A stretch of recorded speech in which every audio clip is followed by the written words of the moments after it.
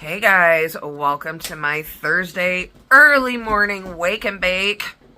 I kind of want to start off, this is something that gets thrown around a lot. You know, I have mental illness. I'm dealing with like genuine mental illness, but it's also very well managed. I take my medications, I go to frickin' therapy, and I do what they say.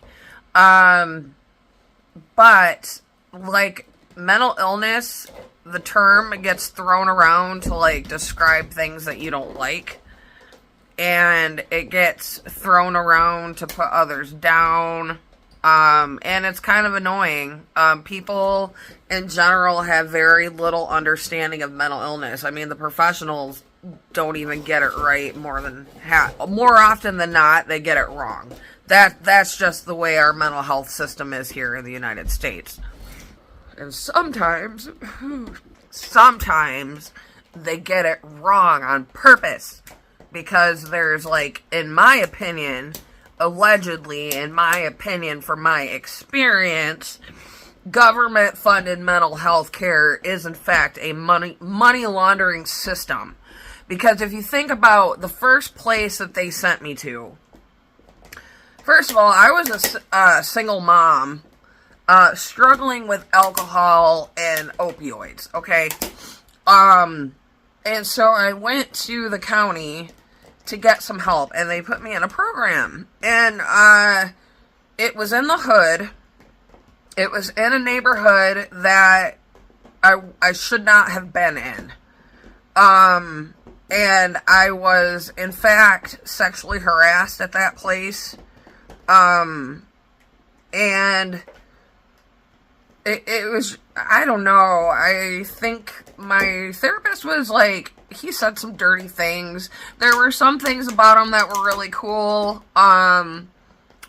Like he was a recovered, heroin addict, so he was relatable in a lot of ways. I think that he was probably good at what he did. They just put him in not a very good building. And I can't remember his name. But yeah, he said some pretty filthy things too. It didn't bother me as much as when it came from this other dude. He did say something kind of mean to me once.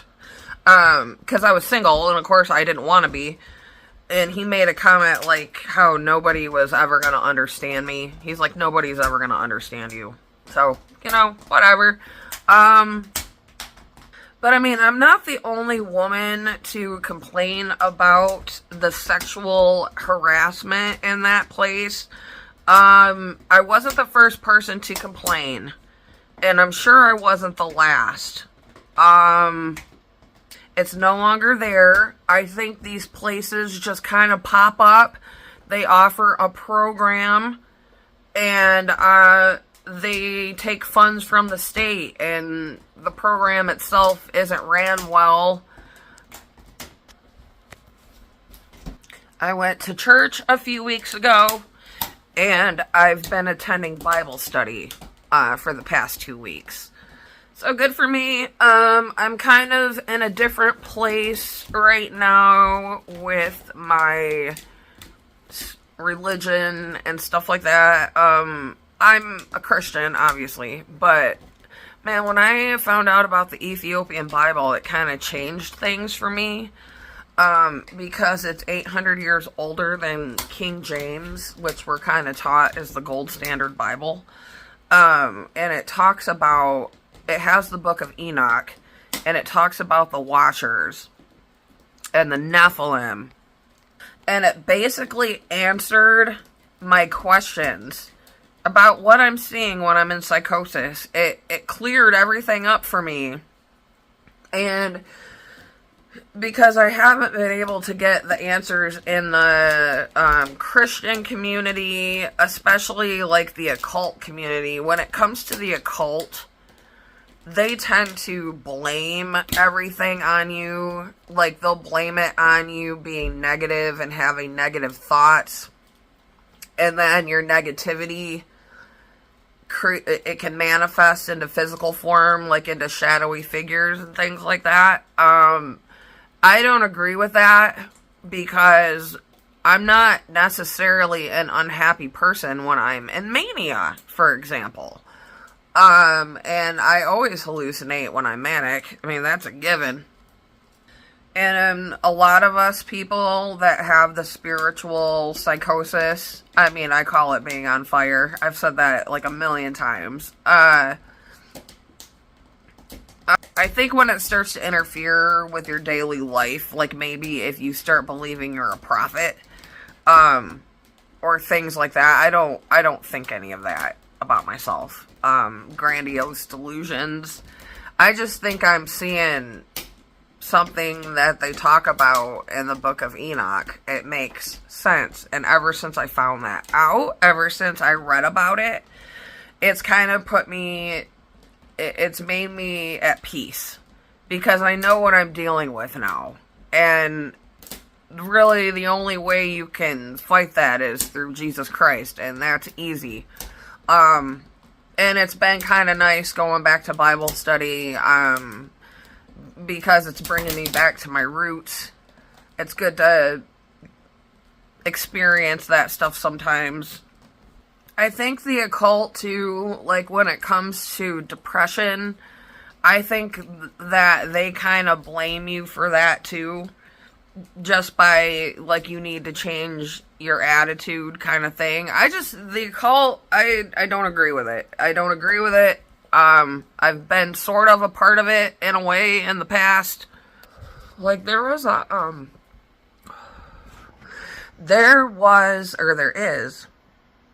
store, like a witch lady store, called Arts and Crafts, and it's in another county. It's quite a drive from here, and we drove past it one day, and I was like, man, I really want to stop in there. I read their Facebook posts and stuff like that, and they sell crystals, and I like rocks and things.